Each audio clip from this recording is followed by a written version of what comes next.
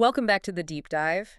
If you've been tracking Genoa City, you know things are never exactly calm, but we are definitely entering a zone of high acceleration right now. Yeah, absolutely. We've taken a whole stack of sources, spoilers, synopses, expert notes, you name it, covering this really pivotal 2-week period.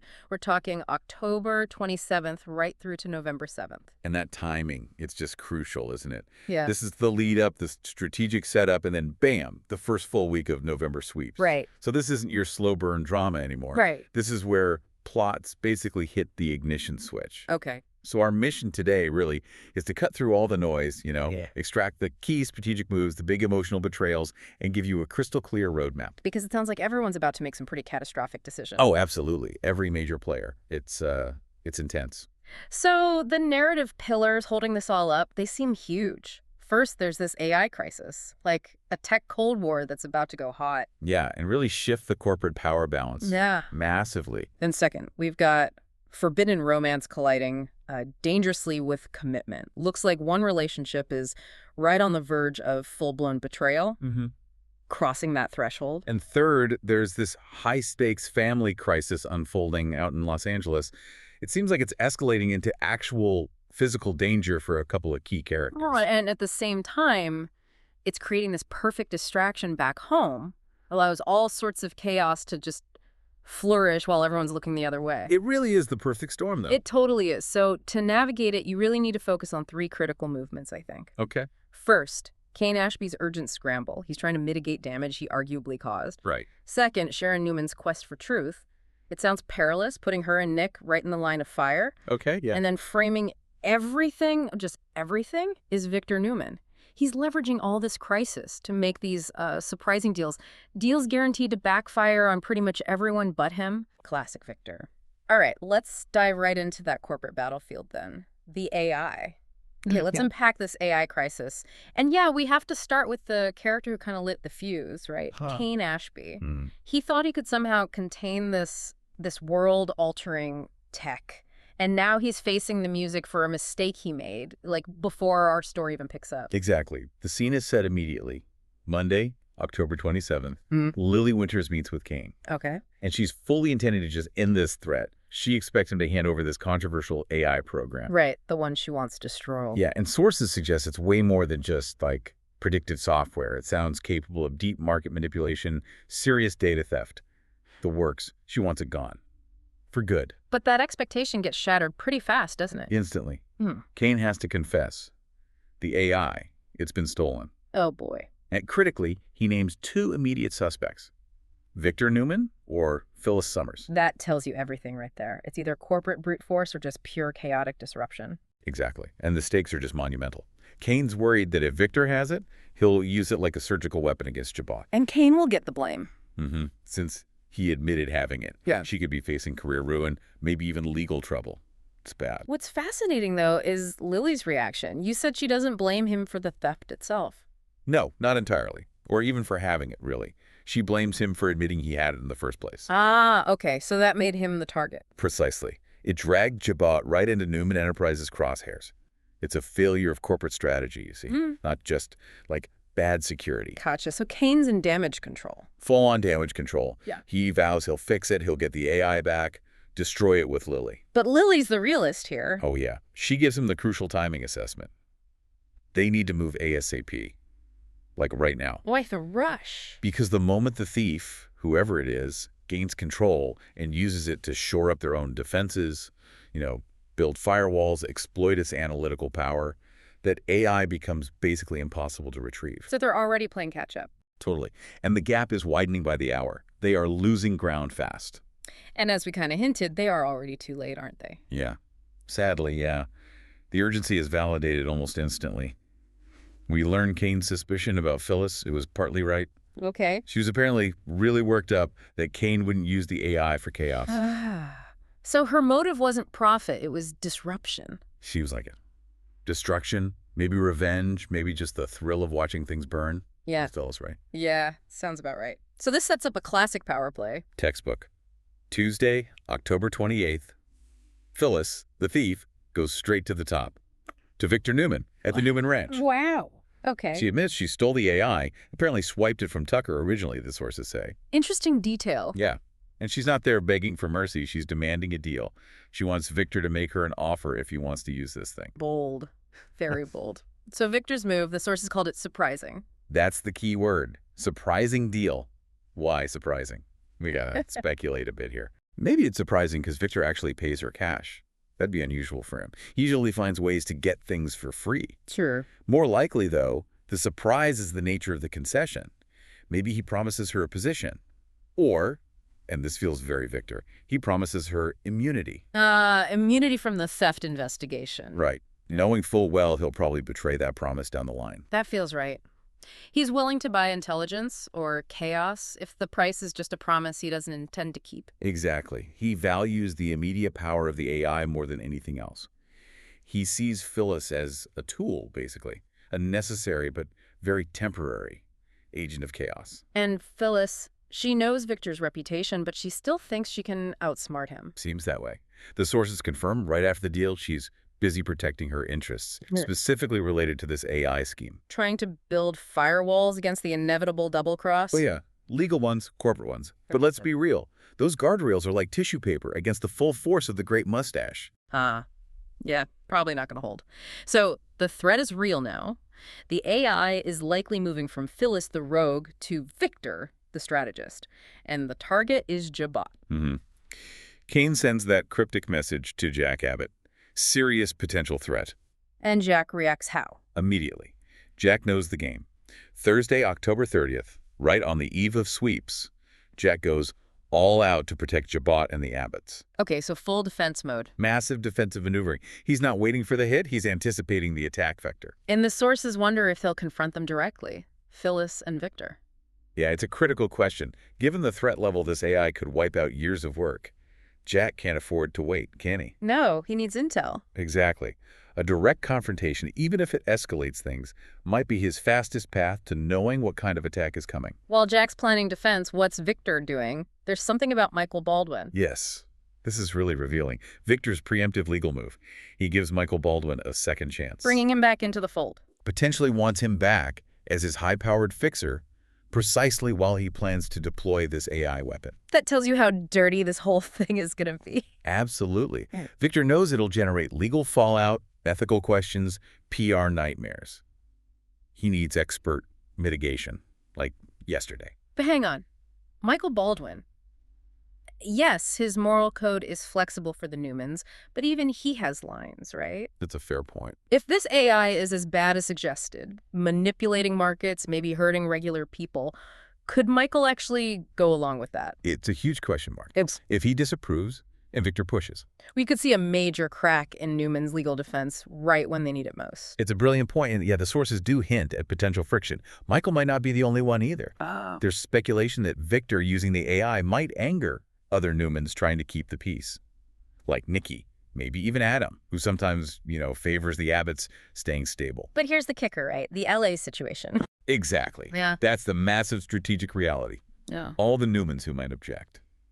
They're completely distracted by the life-or-death crisis with Noah in Los Angeles. So Victor's operating under a blind spot created by his own family's trauma. It's calculated genius. Horrible, but genius. Exploiting their worry to grab corporate dominance. Okay, let's look back to Kane then, the guy who started all this. He's still out there, right? Oh, yeah. Running on fumes. Monday, October 27th, he's desperate to reach Victor. So desperate, he interrupts Chelsea and Adam at the GCAT. Trying to head things off at the pass. Trying something, yeah. But Adam just treats him like dirt. Figures? What does Adam say? Classic Adam arrogance, especially when he feels secure. Tells Kane to leave town. Claims Kane has nothing in Genoa City, promises more hit pieces, just pure psychological warfare. Trying to just erase him. Yeah, but Kane actually has a surprisingly sharp comeback. Oh. Reminds Adam that Billy ran hit pieces on him years ago, and Adam's still stuck around. So why should Kane leave? Good point, actually. A little reminder that survival in GC is about resilience, not reputation. It is. But the reality for Kane is still pretty bleak. The final status for him, looking into that next week, November 3rd to 7th, he's just scrambling to get that AI back. So he failed. Victor and Phyllis got control. Seems so. They transitioned it successfully, and now Kane's stuck playing defense, just running ragged against two strategic giants. His urgency was completely outmatched by their coordinated power, even if it's temporary power between them. That sums up the corporate chaos perfectly. The pressure's immense, stakes are rising. And the fallout from this AI theft is about to bleed out of the boardroom and mess up everyone's personal lives, too. Okay, good transition, because it feels like that corporate pressure cooker is already causing meltdowns elsewhere. Fights, relationship drama. Yeah, let's shift gears now. Moving from AI strategy to high-intensity emotional drama. We've got a forbidden attraction nearing the point of no return and a big rivalry just exploding into actual violence. Okay, start with the attraction. Tessa, Daniel, Mariah. That triangle. Right. It kicks off with something pretty standard for soaps, actually. A hangover. Oh, okay. Monday, October 27th. Daniel Romolotti is nursing one after a night of boozing with Tessa Porter.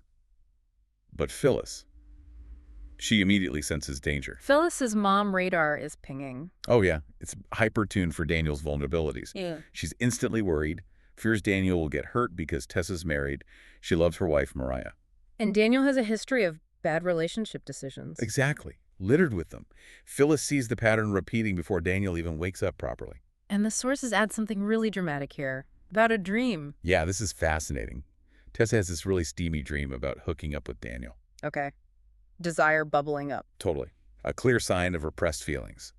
But then the dream gets interrupted by police at the door, coming to arrest Mariah. Whoa. Talk about a collision of guilt, desire, and external crisis. Perfect soap symbolism. It really is. That dream feels like the psychological turning point.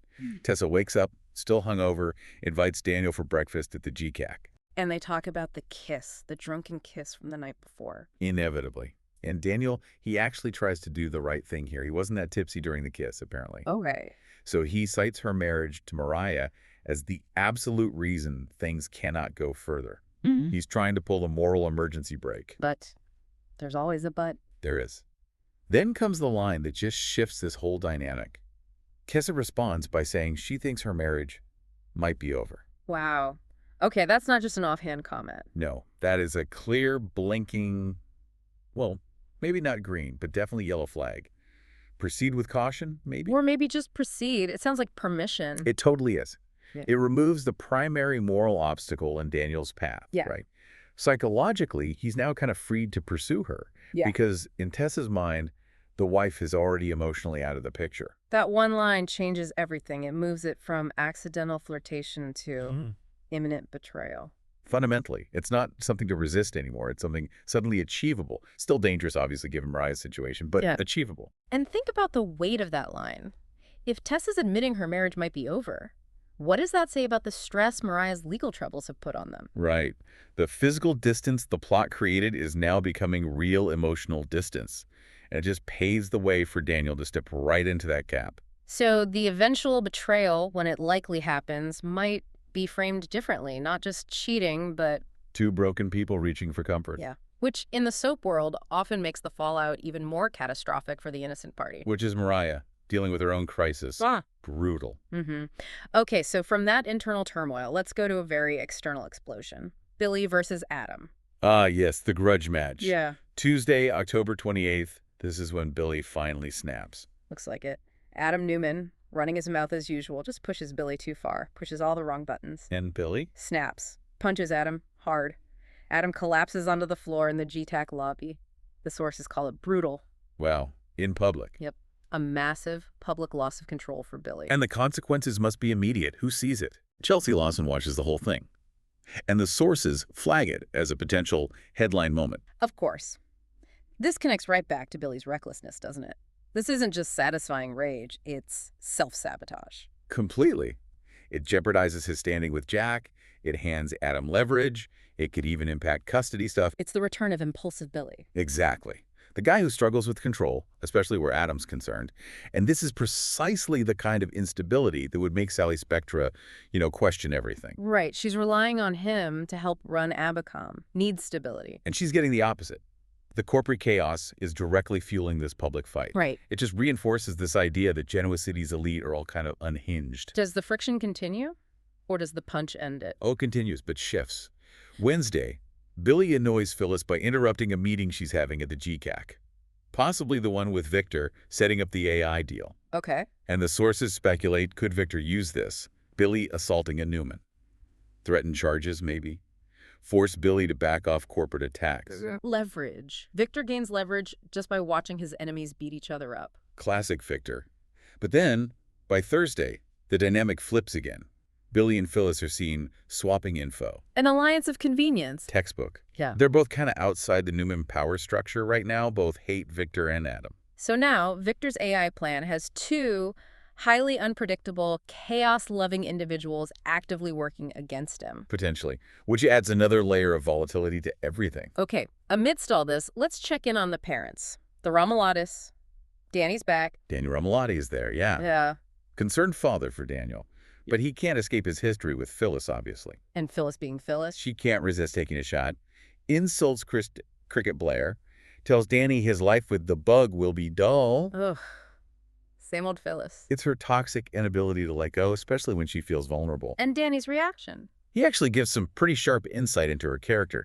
Tells her to stop attacking and find a man of her own to make her happy. Standard advice. But then he goes deeper. Danny believes Phyllis needs someone policing her to stop her making these self-destructive mistakes. Wow. That's quite an assessment. And it's immediately validated. Danny gets worried when he sees Phyllis texting Victor, arranging that secret meeting at the ranch. The AI deal meeting. Exactly. Danny concludes, spot on, she's getting herself into trouble, as usual. He sees the trap Victor's setting way before Phyllis walks into it. So this family dynamic just confirms it. The corporate crisis is directly fueled by Phyllis's emotional instability, her need for chaos. Perfectly put. And Danny sees her self-destruction just accelerating towards a big collision. Which we suspect might happen during a certain important life event Danny and Christine are planning. Precisely. But before we get to that wedding drama, we have to shift focus completely. We need to go to Los Angeles, where the stakes are literally life and death, and the danger is distracting the entire Newman dynasty. Okay, shifting gears entirely now. To Los Angeles, and this high-stakes family drama around Noah Newman's car crash. This isn't just an emotional story beat, is it? It feels like a critical, strategic diversion that's letting Victor and Phyllis run wild back home. That's exactly how it's playing out. On Wednesday, October 29th, the Newman support system arrives in L.A. Nikki and Victoria fly out. To support Nick and Sharon. Right, and check on Noah and Claire Grace. But this deployment of key players drains resources from Newman Enterprises, keeps Nikki and Victoria out of the loop on Victor's AI scheming. And the focus quickly lands on Sharon, right? She's not sitting back. No way. By Friday, October 31st, Halloween, Sharon is actively going down a dangerous path, searching for answers about Noah's crash. We know Sharon. When her family's threatened. Her self-preservation just vanishes. She gets laser focused on the truth no matter the cost. And the sources say the cost is getting high. Yeah, they emphasize that as we hit the first full week of sweeps, November 3rd to 7th, Nick and Sharon keep chasing leads, but the danger to both of them escalates. Escalates how? Like physical danger. That's the implication. It's a huge red flag. They're not just asking questions anymore. They're moving into actual physical peril, maybe confronting whoever caused the crash. So we should brace for a major confrontation out there. Absolutely. High stakes, potentially life-threatening. But despite the danger, they do plan to bring Noah home. Yeah, the plan is to bring him back to Genoa City soon, to recuperate fully at home. So his injuries must be stabilizing enough for travel. But the mystery surrounding the crash, that's definitely coming back with them. Oh, for sure. That story's relocating, not resolving. Now, while the Newmans are dealing with trauma and investigation, Kyle Abbott's also in L.A., doing his own thing. Yeah, it's almost comical how efficiently GC residents hop across the country for completely unrelated reasons. Huh, true. So Kyle corners someone named Sienna Bacall at her club. He does. And his motive is purely personal, initially. He wants dirt on Holden Novak. Claire Grace's boyfriend. Right. Kyle sees Claire as a corporate rival back home, so he wants to destabilize her personal life by breaking them up. Classic Kyle move. Does Sienna give him the dirt on Holden? Nope. She refuses, and she pivots, offers him dirt on Audra Charles instead. And the sources suggest she might actually deliver on that promise. So Kyle's personal vendetta turns into a corporate weapon he can use back in Genoa City. Exactly. It gives him immediate, useful ammo against Audra, one of GC's rising power players. We also get a few other LA details, Halloween-related. Yeah, some atmospheric stuff. Holden apparently sees a new aspect of Claire, which leads to speculation she gets wild for Halloween, whatever that means. Okay, and Kyle shows he's still a dad. Right. Despite his scheming, he apparently goes to great lengths for Harrison, Hmm. possibly flying back just so Harrison can trick or treat on Friday. Hmm. A little touch of humanity. And finally, a new character is coming. Someone connecting LA to GC. Yes, this is important. Roger Howarth is debuting soon as Mitch Beale. He's Sienna Bacall's husband. Okay. He manages the Shadow Lounge, he's friends with Holden, and crucially, he also knows Noah. So he's the bridge. He connects the crash location, the social scene there, and the key players. Exactly. He'll likely be a key witness, or maybe a source of information that links everything together when the story shifts back. And that shift is happening soon. Looks like it. Sources confirm Noah, Sienna, and Mitch are all expected back in Genoa City by Thanksgiving, maybe sooner. There was even a behind-the-scenes photo showing Noah and Sienna at Crimson Lights with Christmas decorations up. Okay, so the LA mystery is coming home for the holidays. Let's follow that Audra dirt then. Kyle brings it back. That's the expectation. First full week of sweeps, Kyle returns from LA, potentially armed with serious dirt on Audra. And this puts Sally Spectre in the hot seat. Immediately. In severe jeopardy. Sally's relying heavily on Audra right now to help run Abacom. Especially because Billy's Unhinged, as the sources put it, after punching Adam. Audra is Sally's rock, her anchor of stability in a very chaotic corporate sea. So if Kyle uses this dirt, The risk is huge for Sally. If Audra gets exposed, fired, destabilized somehow, Sally loses her critical partner. leaving her exposed. Totally exposed. Defenseless against Jabalt's moves, defenseless against Victor's new AI weapon. The dirt dug up in LA could have devastating consequences for Sally's company thousands of miles away. It really shows how interconnected everything is. Kyle's personal beef leads to corporate ammo that hits the company made vulnerable by Biller's personal chaos. It's maximum complexity. Genoa City never disappoints on that front. Okay, we've mapped out the big plots. The AI war, the relationship meltdowns, the LA crisis bleeding back home. How does this all converge as we head into November sweeps proper? Right. Let's look at the predicted payoffs. The inevitable collisions that the source material is clearly telegraphing. It mostly revolves around Victor's schemes and the explosive potential around Danny and Christine's wedding. Okay, first, the Victor and Phyllis situation, the AI deal. Yeah, we have to come back to their little alliance. The source material is just brutally frank here. It basically says Phyllis should know by now she can't trust Victor. Sure. I know, right? That AI program is simply too powerful, too valuable, too dangerous for Victor to share the credit or the compensation. It's just not happening. So the question isn't if he'll double-cross her. No, that's a certainty. The question is how and when he orchestrates her downfall. What are the possibilities? Will he expose her as the original thief? Maybe use the AI itself to steal whatever business interests she has left? Or, and this feels very likely. Set her up to take the fall. Exactly. Ensure she takes the blame for the inevitable malicious actions the AI performs down the line. And this ties back to the LA distraction, doesn't it? Critically, that question of whether internal Newman dissent from Nikki, Adam, maybe Michael will surface over Victor's AI plan. It almost becomes irrelevant if they're all too worried about Noah to even notice what Victor's really up to. The sources explicitly mention that. The family crisis provides cover. Yeah, they note it as a crucial mitigating factor. Yeah. The massive family crisis gives Victor a perfect, clean operational field. He's working with minimal internal resistance. He's a master of timing, exploiting his family's worry to push his own agenda. It's not just using the AI, he's using the LA crash as his primary defense against scrutiny. It's cold, calculated, and probably effective. Now, the other major confrontation predicted is pure soap opera gold. The wedding. Danny and Christine. They're finalizing their plans, set to tie the knot in sweeps. It's meant to be this symbol of stability, peace, finally closing the door on old rivalries. And stability is the one thing Phyllis cannot stand. Especially not their stability. Given Danny's earlier assessment that she needs policing and his worry she was getting into trouble with Victor, this feels like her ultimate moment of, I don't know, combustion. Self-destruction seems likely. Yeah. The source provides a very confident prediction based on decades of her character history. Phyllis will try to crash the wedding. Oh, definitely. Make a scene. Absolutely. It's not just jealousy.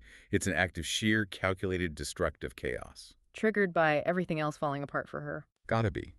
Her failure with the AI deal against Victor, seeing her ex happy with her nemesis, it's the final public manifestation of her inability to let go. Her spectacular fall from grace played out for everyone to see. That collision will be the emotional centerpiece of sweeps, then. Phyllis ensuring everyone, especially Danny and Christine, feels the full force of her rage. It's the final payoff for her choosing chaos. Again, it seems like this whole 2-week period is just set up a series of catastrophic events. They're going to reverberate through Genoa City for months. Yeah, the corporate war fought with sci-fi weapons, relationships fracturing, the core family facing real danger. It's the highest concentration of high-stakes drama we've seen in a while. It really is. Okay, before we wrap up, let's leave everyone with that final thought, something strategic to chew on, weaving together Kane's fate and Victor's tactics. Okay. The critical connection, I think, lies between Kane's desperate scramble and Victor's long-term plan. Think about Chew it. on. Kane is scrambling, visibly desperate, having already admitted he possessed the AI. Meanwhile, Victor isn't just planning to use the AI. He's hired Michael Baldwin, the fixer, specifically to handle the fallout. Okay. And the entire Newman family is distracted by Noah's critical condition out in L.A. Perfect cover. So the question you have to ask is Victor actively setting up Kane to take the fall? For whatever malicious stuff the AI eventually does. Exactly. Kane admitted having it first. Victor can easily leverage the family distraction, ensure the Newman name stays clean, achieve his corporate goals, and eliminate Kane as a nuisance, all in one go. Kane as the ultimate scapegoat. That takes it from soap drama right back to cold, hard corporate strategy. It does. Keep that possibility in mind as Victor keeps making his surprising deals. Definitely something to watch for. Thank you for joining us for this deep dive into your sources. We'll see you next time.